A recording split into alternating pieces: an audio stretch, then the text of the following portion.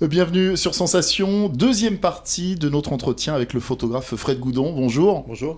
Alors, vous nous recevez chez vous, je le dis pour les auditeurs qui nous rejoignent. Vous êtes l'auteur, et c'est pour ça que vous nous recevez, que l'on vous reçoit, l'auteur de On Fire, The Firefighters of France, of France, comment en France, oui, ouais. oui, français. C'est votre dernier ouvrage habitué au calendrier.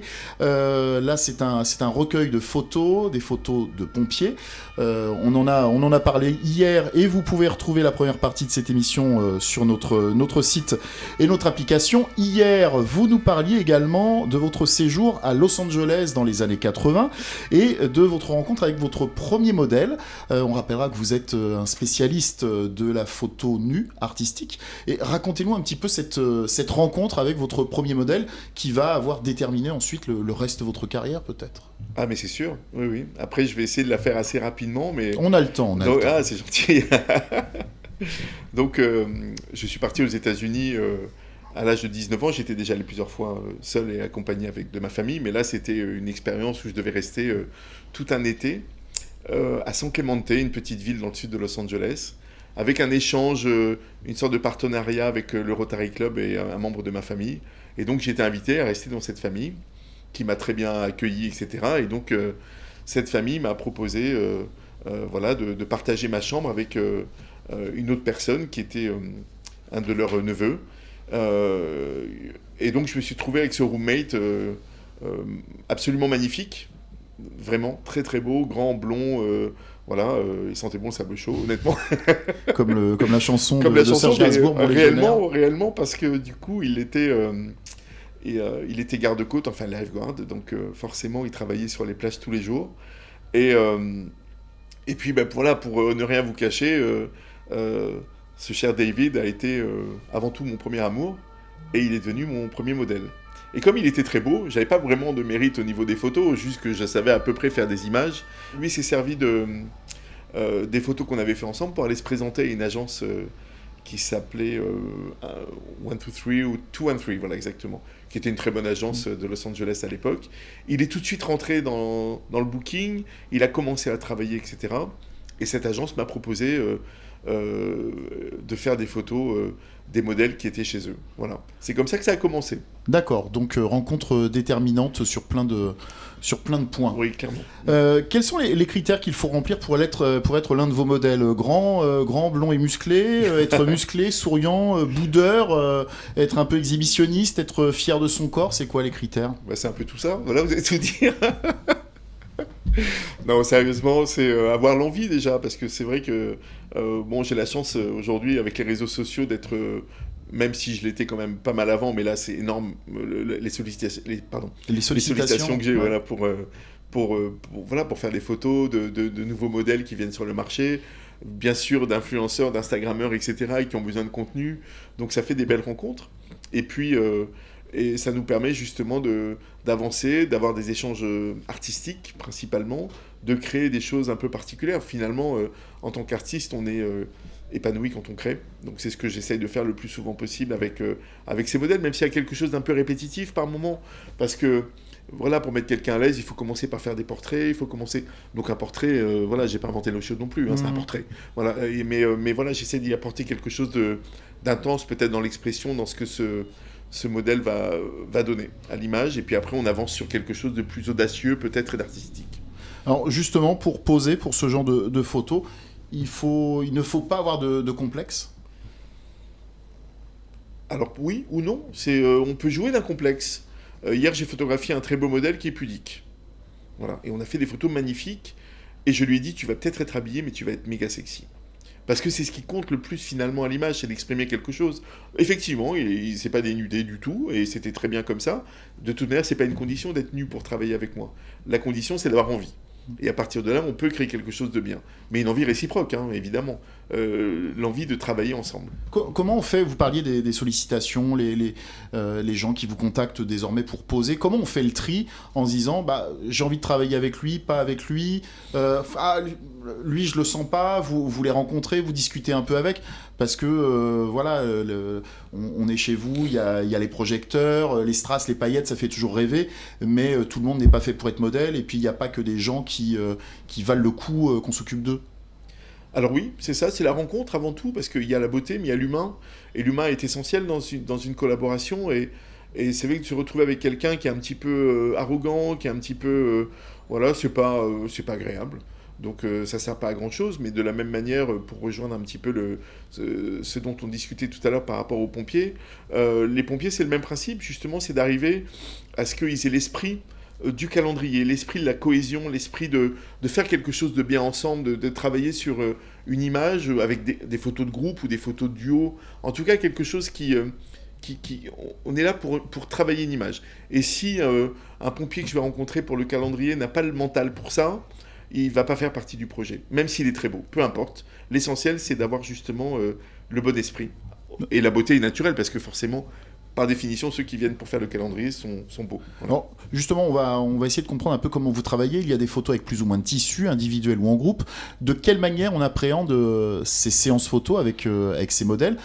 Des professionnels parfois, qui ont peut-être l'habitude de poser, et puis d'autres qui sont totalement amateurs et qui savent pas trop où mettre leurs mains, qui savent pas trop comment agir face à un photographe.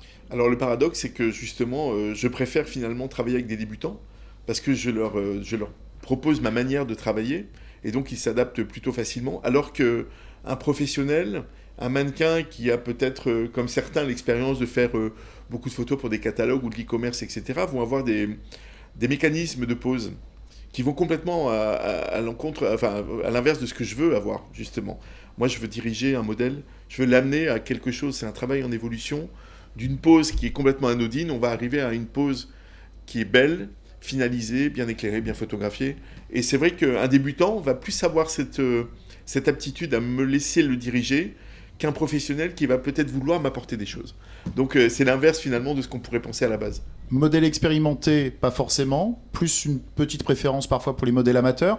Et après, au niveau sportif, pompier, selon la catégorie, est-ce qu'il y en a qui sont un peu plus exigeants ? Est-ce qu'il y en a qui sont un peu plus pénibles ? Non, en fin de compte, par rapport au rugbyman par exemple, j'ai rencontré des très très grands noms du sport, enfin, même des footballeurs comme Olivier Giroud ou Nicolas Karabatic qui fait, etc. Enfin bon, il y a des gens comme ça qui ont une vraie habitude de leur image également, et finalement, plus ils sont grands, plus c'est bien de travailler avec eux. Parce qu'ils comprennent, ils ont le sens de l'image, ils savent très bien qu'un photographe est là pour faire quelque chose de bien, donc il y a du lâcher prise. Peut-être qu'un sportif un peu moins aguerri, peut-être un peu moins, va vouloir être en contrôle de ça, et donc peut-être moins me laisser faire. Alors, est-ce qu'il y en a qui sont gênés, par exemple, de se déshabiller ou de poser, sachant que quand on vient pour un calendrier comme vous faites, on sait ce qu'on fait. Bon, c'est arrivé très régulièrement d'avoir des sportifs qui viennent faire le calendrier des dieux du stade, qui s'intitule les sportifs photographiés nus par tel photographe. Donc forcément, c'est clairement un calendrier nu. Donc ils savent pourquoi ils viennent, mais à un moment donné, ils m'expriment... voilà, je vois une gêne chez eux, je vois quelque chose qui est un peu particulier. Et donc, dans l'échange, je comprends que finalement, ils n'ont pas forcément envie d'être nus. Alors, on travaille ensemble sur une image, quelque chose qui va leur convenir également, qui va me convenir également. Donc, c'est un compromis. Avec les jeux de lumière, par exemple, où oui, voilà, je veux juste être torse nu, je veux pas de nudité frontale, ou je veux être nu de dos, mais je veux pas qu'on voit ça. Exactement. C'est ça, chacun a ses exigences. Oui, c'est ça. Et on arrive toujours à faire quelque chose où tout le monde est content. C'est ça qui est important. Une question que l'on se pose parfois quand on regarde les photos, que ce soit votre livre ou bien le calendrier, est-ce que les photos sont retouchées ? Oui, un grand oui. Que ces pompiers n'ont pas autant de muscles, c'est ça ? Si, mais simplement, voilà, la retouche correspond à des petits soucis de peau que tout le monde peut avoir, des rougeurs ou des petites cicatrices, etc. Ou un petit pli disgracieux au moment d'une pause, ça arrive, donc il n'y a pas de mal à retoucher ça. Donc c'est comme ça que vous arrivez à sublimer certains corps, mais qui sont déjà beaux au naturel. Voilà, ils sont sublimés tout seuls, ils n'ont pas besoin de moi, mais simplement je leur donne un petit coup de pouce pour que l'image soit parfaite. Et c'est une vraie... Moi qui suis né de l'argentique, quel cadeau d'avoir justement ces instruments comme Photoshop pour pouvoir justement arranger une photo et lui donner quelque chose à la finale qui est parfait, à mon goût. Et déjà, vous travaillez beaucoup l'éclairage. Ah mais finalement, et là est essentiel, hein. C'est vrai que par moment on dit quand je montre derrière mon appareil photo l'image qui vient d'être réalisée, on me dit, la plupart du temps, on dirait qu'elle est déjà retouchée. Non, elle est bien photographiée, et puis après, elle sera un peu plus optimisée à la retouche, mais tout est dans l'image en soi, tout est dans la prise de vue. On arrive au terme de cet entretien, de cette rencontre. J'aimerais savoir quelles sont vos envies. Qui vous rêveriez de photographier ? Bah, vous savez, je suis quand même un artiste comblé. Et puis, pour vous parler de la réflexion que je me suis faite il y a peu de temps, on parlait un petit peu de mon adolescence et du fait que j'étais inspiré justement par et des photographes et un contenu en particulier, etc. Bah, je pense que aujourd'hui, je réalise mes rêves d'adolescent. Et donc, tout en photographiant justement les modèles que j'ai envie de photographier et que mes images, par moments, deviennent iconiques. Voilà, comme la couverture de ce livre, qui correspond à la couverture du premier calendrier en 2016. Et donc, c'est des photos qui sont connues.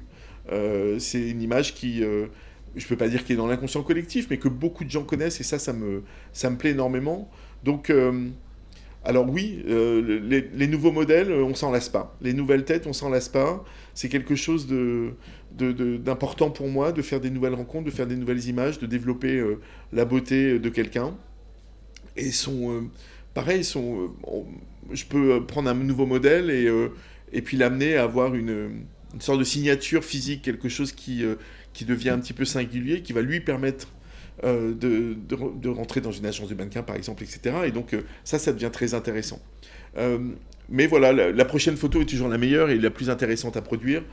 Mais je suis très fier de ce qui se passe aujourd'hui dans ma vie et une fois de plus, je réalise mes rêves d'ado, donc c'est chouette. Fier aussi, et on terminera là-dessus, toute proportion gardée, et en caricaturant un petit peu, d'immortaliser la beauté, d'immortaliser le charme. Oui, bien sûr. C'est vrai que... Parce que ces corps magnifiques vont finalement, avec le temps, se flétrir, voilà, mais vous les immortalisez à un instant T. Bah, vous savez, ça fait 30 ans que je fais ce métier, donc à mes débuts, j'ai photographié des modèles qui avaient 20 ans et qui ont la cinquantaine aujourd'hui. Et c'est pas rare qu'ils me remercient d'avoir immortalisé justement ce moment-là, parce qu'ils ont une belle image d'eux de leurs 20 ans, ce qui est très important. Et ils montrent ça aussi à leurs enfants, etc. Et c'est une vraie fierté. Donc c'est une fierté pour nous tous, oui. Merci beaucoup, Fred Goudon, d'avoir été avec nous. Merci, Franck. Vous pouvez retrouver cette émission en podcast sur notre site et notre application Radio Sensation.